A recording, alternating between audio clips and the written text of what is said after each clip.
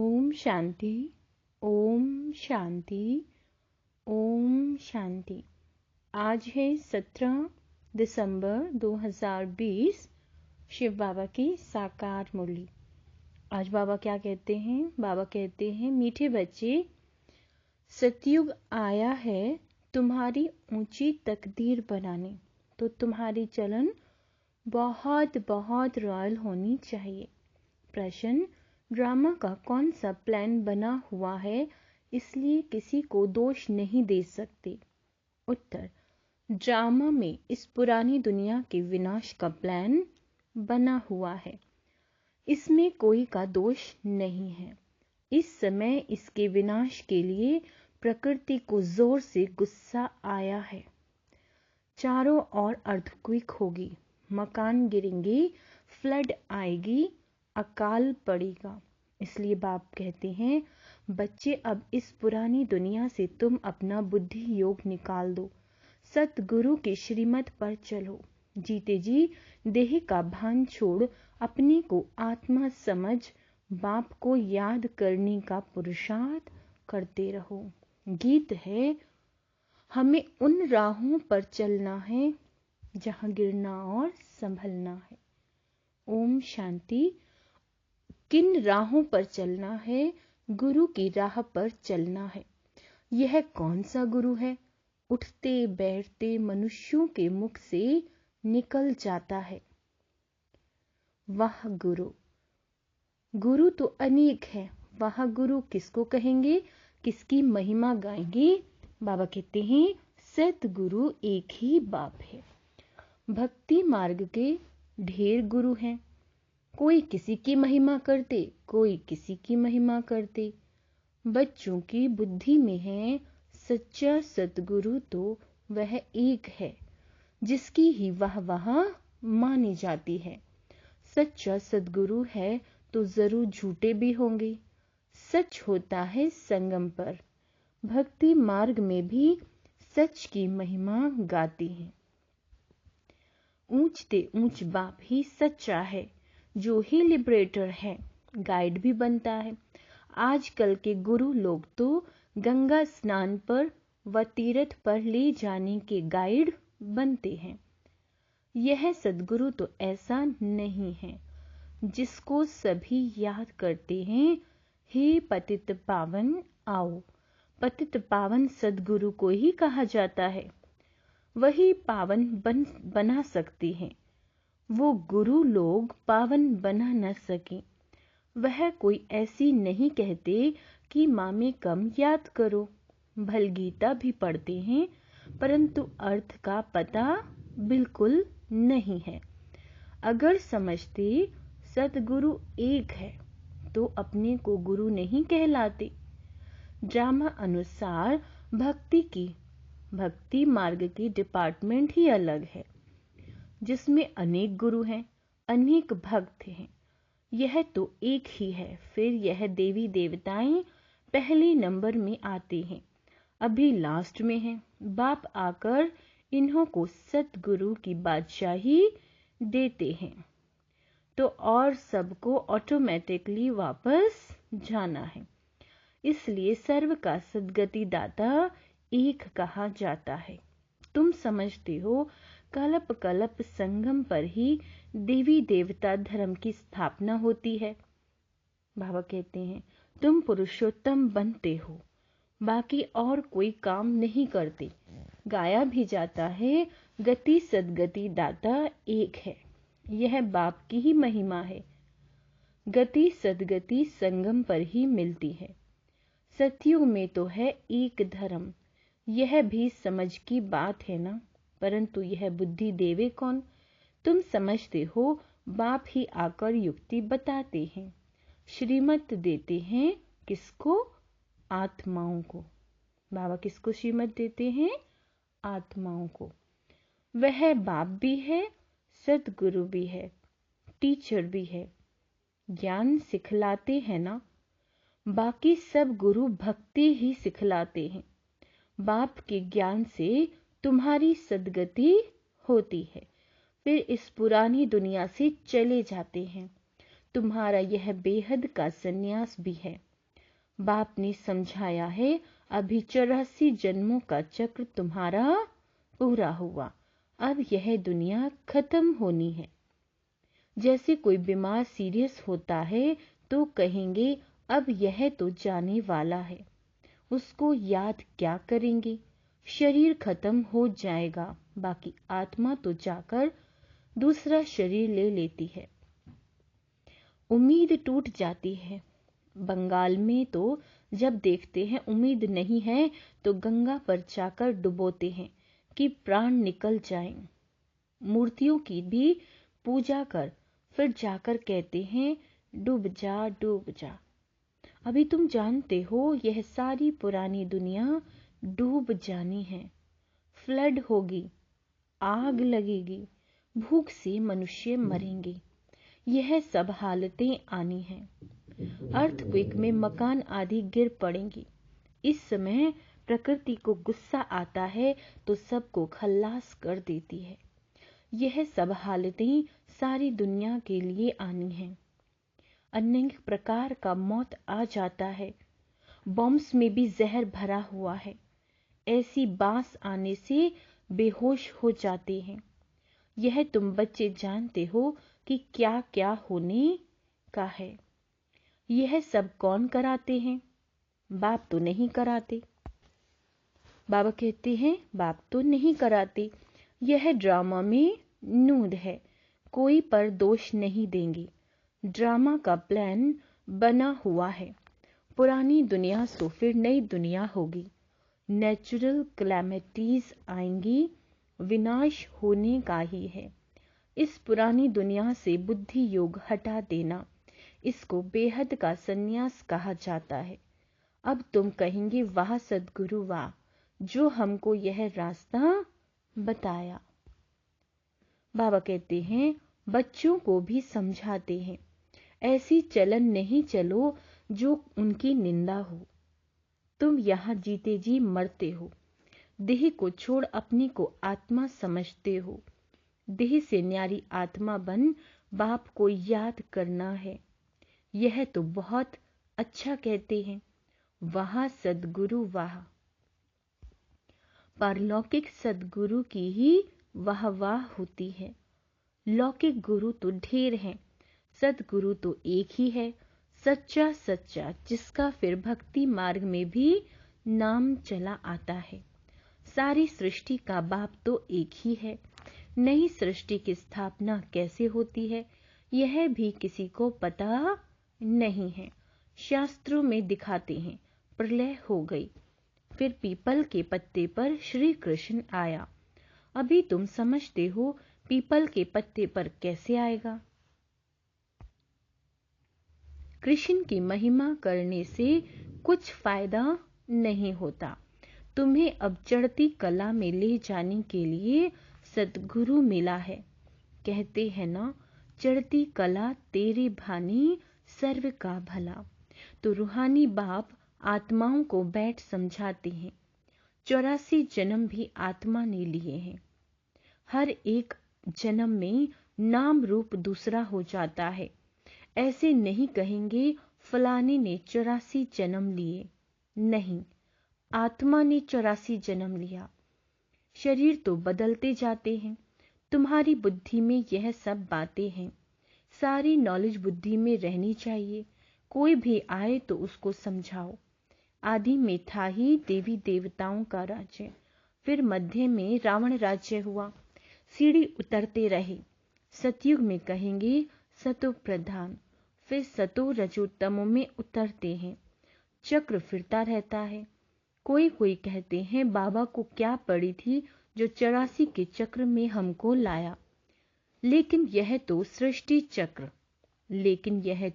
चक्र अनादि बना हुआ है। इसके आदि मध्य अंत को जानना है। मनुष्य होकर अगर नहीं जानते तो वह नास्तिक है। जानने से तुमको कितना उच्च पद मिलता है। यह पढ़ाई कितनी उच्च है। बड़ा इम्तिहान पास करने वाले की दिल में खुशी होती है ना। हम बड़े ते बड़ा पद पाएंगे।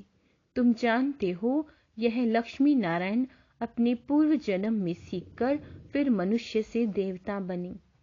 इस पढ़ाई से यह राजधानी स्थापन हो रही है। पढ़ाई से कितना उच्च पद मिलता है। वंडर है ना। इतने बड़े बड़े मंदिर जो बनाते हैं, अथवा जो बड़े बड़े विद्वान आदि हैं, उनसे पूछो सतयुग आदि में इन्होंने जन्म कैसे लिया, तो बता नहीं सकेंगे। तुम जानते हो यह तो गीता वाला ही राजयोग है। गीता पढ़ते आए हैं, परंतु उससे फायदा कुछ नहीं है। अब तुमको बाप बैठ सुनाते हैं। तुम कहते हो बाबा हम आपसे 5000 वर्ष पहले भी मिले थे। क्यों मिले थे? स्वर्ग का वरसाल लेने, लक्ष्मी नारायण बनने के लिए। कोई भी छोटे बड़े बूढ़े आदि आते हैं, यह जरूर सीख कर आते हैं। एम ऑब्जेक्ट ही यह है।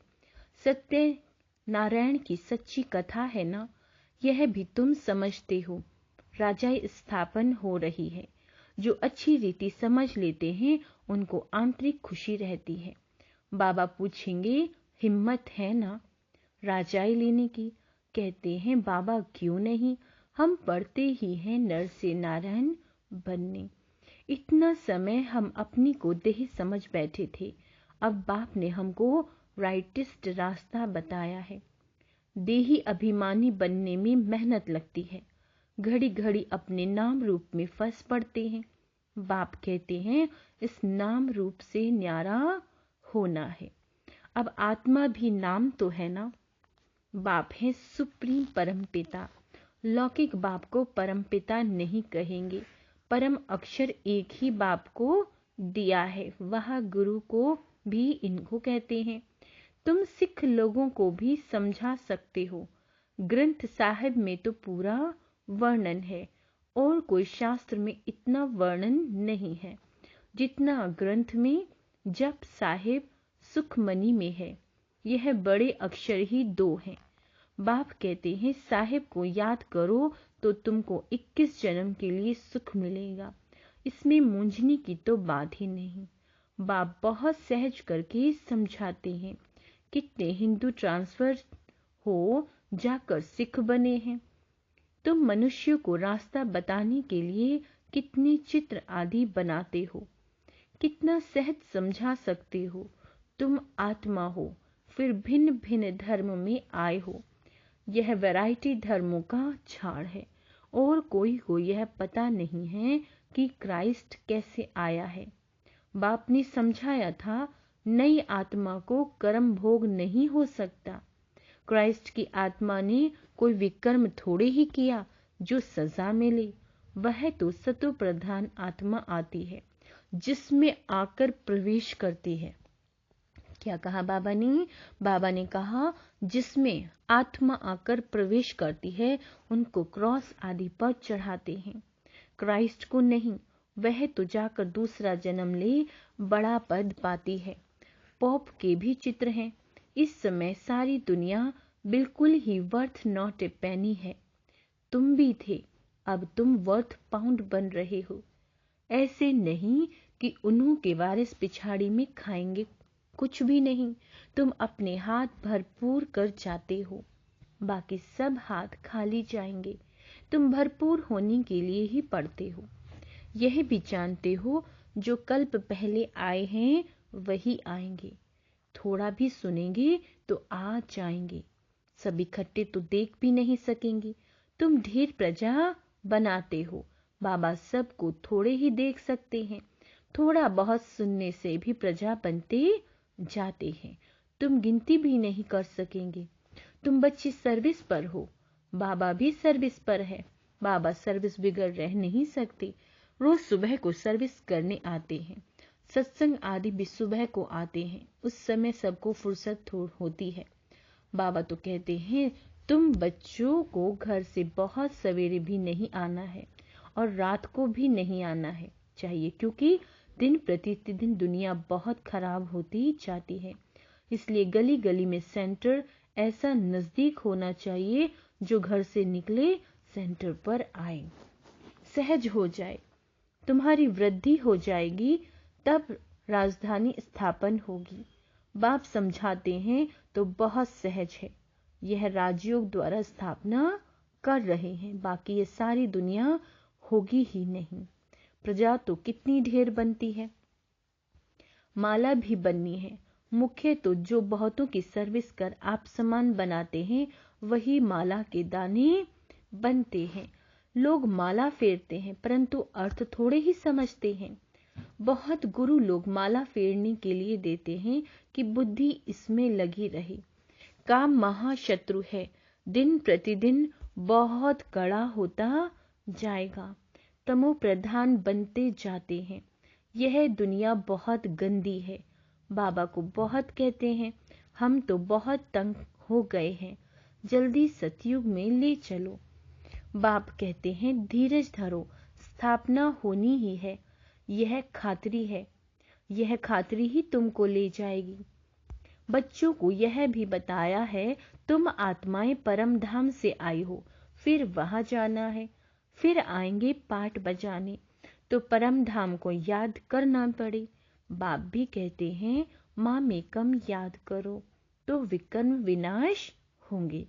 यही पैगाम सभी को देना है, और कोई पैगंबर मैसेंजर आदि है नहीं। वे तो मुक्ति धाम से नीचे ले आते हैं, फिर उनको सीढ़ी नीचे उतरना है। जब पूरे तमो प्रधान बन जाते हैं, तब फिर बाप आकर सबको सतो प्रधान बनाते हैं। तुम्हारे कारण सबको वापस जाना पड़ता है, क्योंकि तुमको नई दुनिया चाहिए ना। यह भी ड्रामा बना हुआ है। बच्चों को बहुत नशा रहना चाहिए। अच्छा, मीठे मीठे सिक्के लदे बच्चों प्रति माता पिता बाप दादा का याद प्यार और गुड मॉर्निंग। रूहानी बाप की रूहानी बच्चों को नमस्ते। हम रूहानी बच्चों की रूहानी बाप दादा को याद प्यार गुड मॉर्निंग और नमस्ते। धारणा के लिए मुख्य सार बाबा कहते हैं, इस देह के नाम रूप से न्यारा होकर देही अभिमानी बनना है। ऐसी चलन नहीं चलनी जो सतगुरु की निंदा हो। दूसरा, माला का दाना बनने के लिए बहुतों को आप समान बनाने की सेवा करनी है। आंतरिक खुशी में रहना है कि हम राजाई लेने के लिए पढ़ रहे हैं। यह पढ़ाई है ही नर से नारायण बनने की। वरदान, कल्याणी वृत्ति द्वारा सेवा करने वाले सर्व आत्माओं की दुआओं के अधिकारी भव।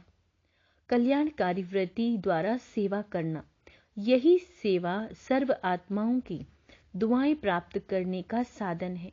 जब लक्ष्य रहता है कि हम विश्व कल्याणकारी हैं, तो अकल्याण का कर्तव्य हो नहीं सकता। जैसा कार्य होता है, वैसी अपनी धारणाएं होती हैं। अगर कार्य याद रहे तो सदा रहम दिल, सदा महादानी रहेंगे। हर कदम में कल्याणकारी वृत्ति से चलेंगे। मैंपन नहीं आएगा, निमित्त भाव निमित्तपन याद रहेगा।